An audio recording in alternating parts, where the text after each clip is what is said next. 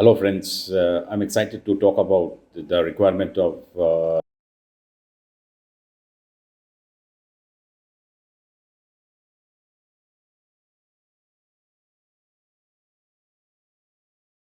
it.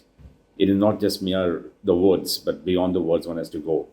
So, so for that, before one actually gets into the Upanishadic learnings, one has to feel that how I can become a disciple of the Upanishads.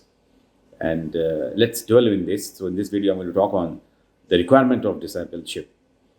And it's a flow of knowledge that comes from the teacher to the student. And here the teacher is all the rishis and the gurus that they have contemplated, getting into the realms and giving us such a tremendous knowledge to the humanity. So the first is the vivek, and then we have vairagya, and then samadhisatka sampatti, and then the mumukshatva. So let's understand this fourfold and as a discipleship, and let's dwell in this. The vivek is a rational inquiry of the state of affairs. Vivek is a discrimination between, generally discrimination between right and wrong, discrimination between what is real and what is unreal. And from the Upanishadic perspective, the Vivek basically is talking about what is real and what is unreal, and what is Nitya and what is Anitya. Now, I think this is something which has laid out it really blows my mind to understand, and its real significance. And the moment you find that you are stressed, it is because we tend to get attached and get hooked to something which is as if this something is not going to go away. It is permanent, it is personal, and it is pervasive. But as such, it is not so.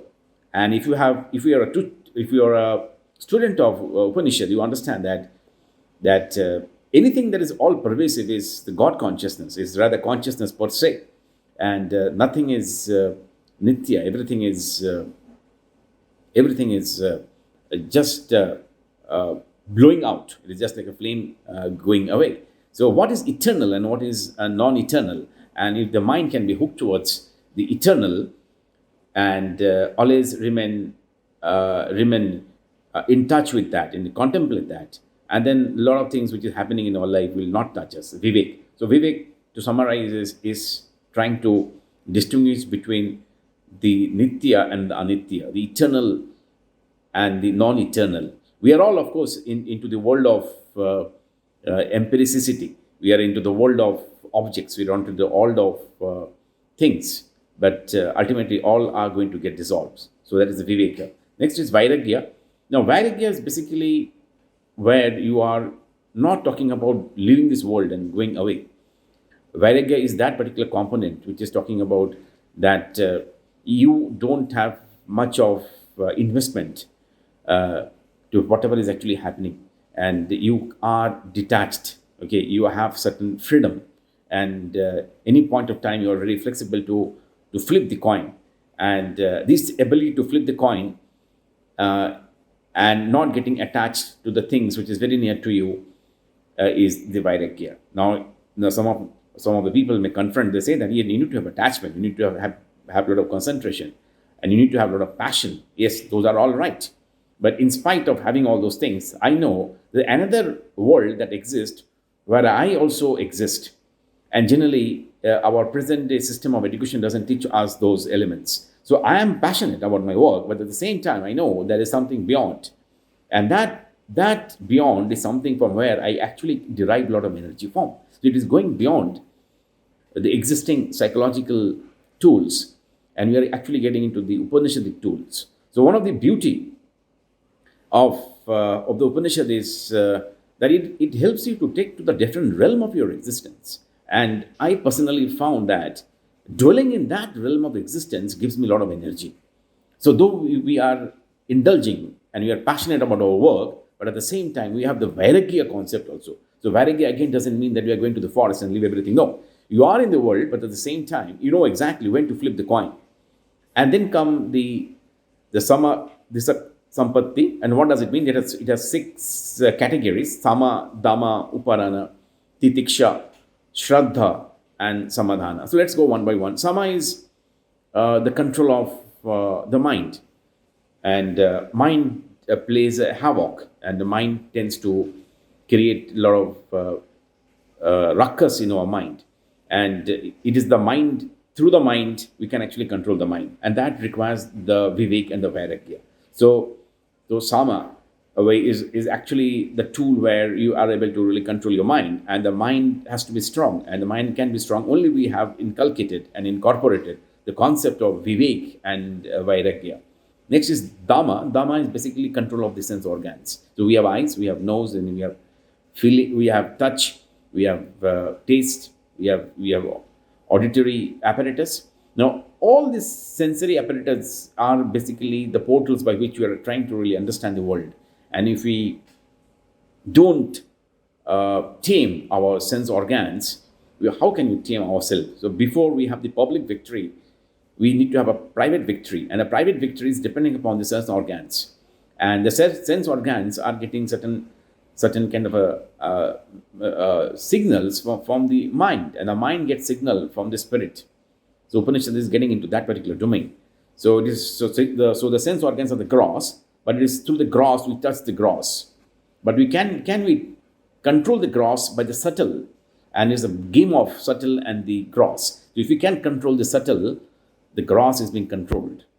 So vivek and vairagya are the subtle. Okay, vivek and vairagya, and then we are getting into the sama and the dhamma. So dhamma is basically controlling the sense organs. Sama, dhamma, uparana. What is uparana? Uparana talks about. So we get into uparana is that particular portion where we are trying to understand our duties, and what are our duties. And if you actually get into the our old culture, we had, and it is of course still existing, though we don't follow it. We had or we may follow it. People may follow it. It is the brahmacharya, grahastha, and it is the vanaprastha and the sannyasa. Yes, strictly we don't follow, but yes, the brahmacharya and the grahastha is there. Vanaprastha, sannyasa is a question mark into this world. So in our life we have uparana. Uparana gets into the duty aspect and how much duty we are actually following. So sama, dhamma, uparana. Titiksha is an endurance. So what much of endurance we are able to follow. Endurance is when you are going through certain kind of a trouble or certain kind of a stress. It is not that we leave that and you really get into something else. Rather, we are into it. We are following that. We are actually much more into it, and we see to it that to what extent we can endure. So titiksha is endurance of something that is actually coming to us. Samadhamma, uparana, titiksha, shraddha, and then the last is samadhana. Shraddha is where we have a lot of faith in the scriptures.